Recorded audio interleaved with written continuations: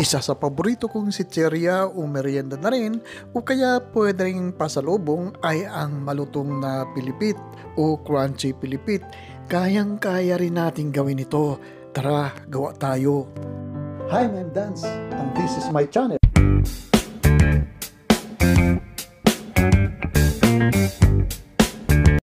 Sa isang malaking mixing bowl ay pagsamasamahin po natin ang 2 cups na all-purpose flour at saka 1/3 cup na sugar, 1/2 teaspoon na fine salt, 1/2 teaspoon na baking powder at imikos-mikos lang natin ito sandali hanggang sa mag-well combine po ang ating dry ingredients dito.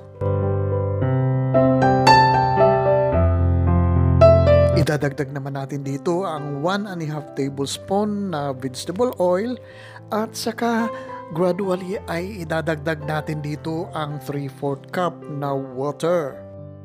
Hahaluin lang natin ito ng maigi at tayo po ay gagawa ng isang dough.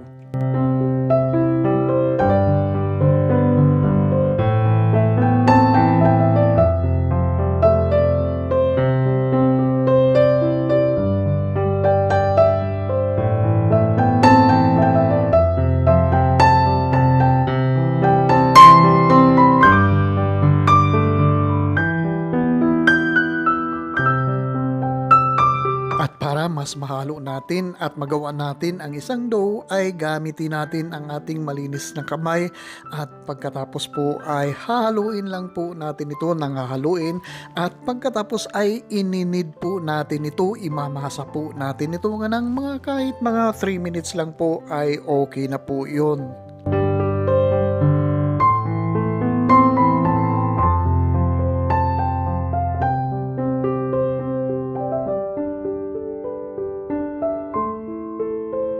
Ilipat natin ang ating dough dito sa ating working table at pagkatapos ituloy-tuloy lang po natin ang ating pagmamasa. Ininid lang po natin ito kaya ng sinabi ko kanina, inid lang natin ito ng mga 3 to 5 minutes ay pwede na po yon. Hindi natin kailangan pakinisin ang ating dough dito. At pagkatapos po maya-maya ay ipaparest po natin ito ng mga 30 minutes po.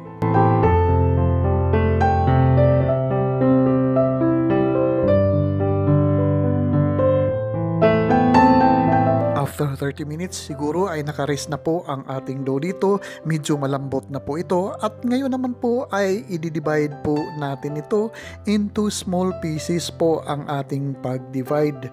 Dito po ay i-cut natin ang ating dough dito ng mga siguro around mga 14 o to 15 grams ang bawat piraso ng ating dough dito.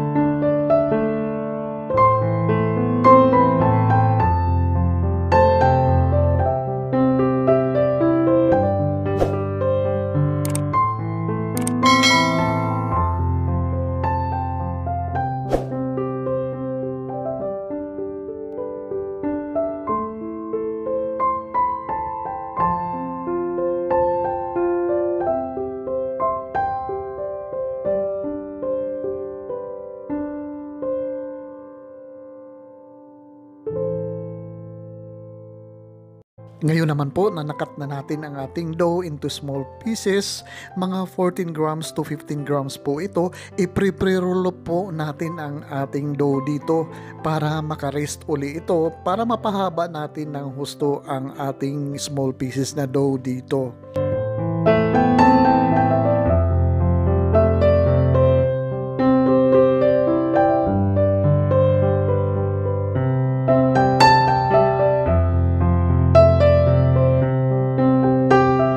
Mas maganda po kung i-pre-roll po natin ang ating dough dito para makaka-rest po natin at madali na natin pahabain ang ating dough dito maya-maya.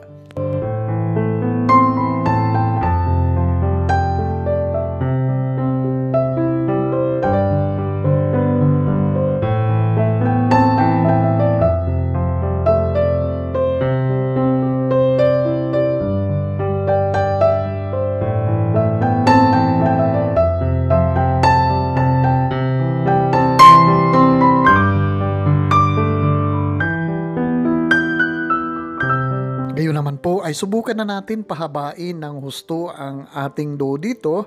Siguro mga 16 inches po, mahigit isang roller po ang haba ng ating gagawing dough dito. Pahabain natin ng husto at pagkatapos sundan nyo lang po kung paano ko po twist ang ating dough po dito.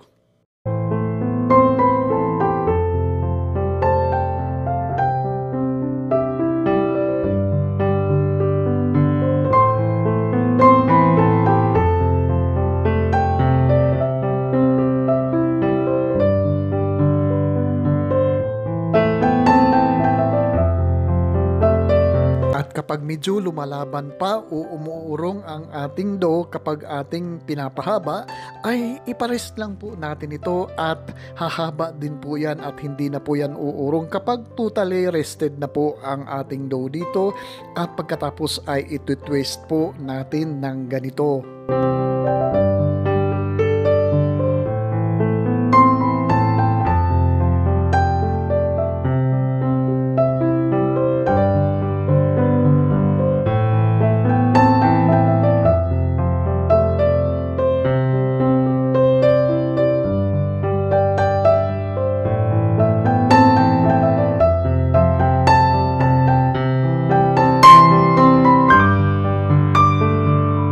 Ayan, nalubid na natin lahat ang ating dough dito at nakagawa lang po ako dito ng 25 pieces kasi medyo po malalaki po ang aking pilipit po dito. Sa isang malaking saucepan naman ay magpainit po tayo ng maraming mantika at i-deep fry po natin ang ating pilipit po dito. Over medium heat ay i-deep fry po natin ang ating pilipit po dito. Hindi masyadong malaki ang ating apoy para po hindi masunog at maging crunchy o maging crispy ang ating pilipit po kapag na-prito po natin. At dapat po malutong na malutong dapat ang ating pilipit po dito. Kaya hihinaan lang po natin ang ating apoy. Ipriprito lang po natin ito hanggang sa maging golden brown po ang kulay ng ating pilipit po dito.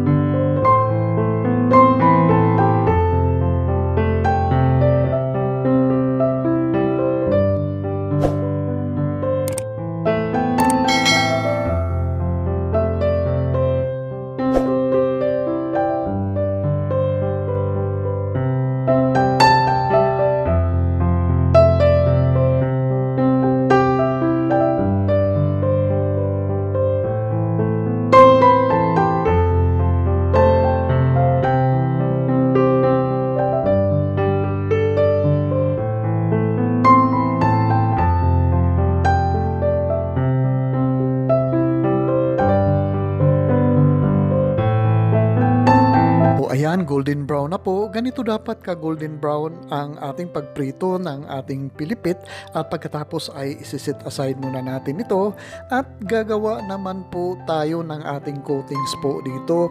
Sa isang kawali maglagay po tayo ng 1/3 cup na water at saka 1/2 cup na sugar.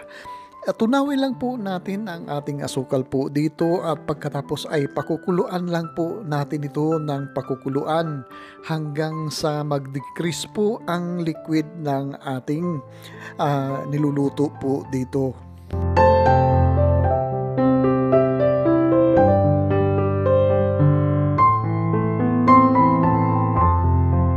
O ayan, kumukunti na ang tubig ng ating liquid po dito. Iti-test natin, hawakan po natin kahit mainit pa at hawakan po natin kung dumidikit na ang ating dalawang daliri kapag ating hinawakan po ito.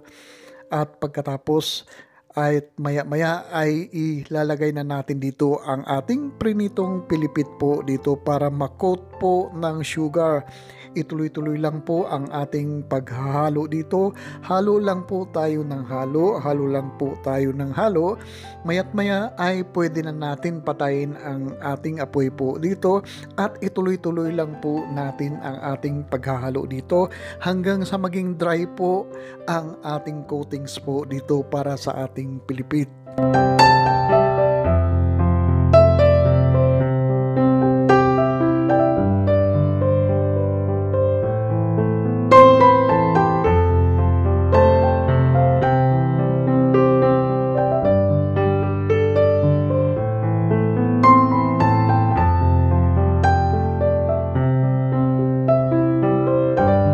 At ito na po ang ating napakalutong o crunchy na pilipit at palamigin lang po muna natin ito bago po natin ilagay sa isang airtight na container o kaya ilagay natin sa mga cellophane ang ating crispy o crunchy na pilipit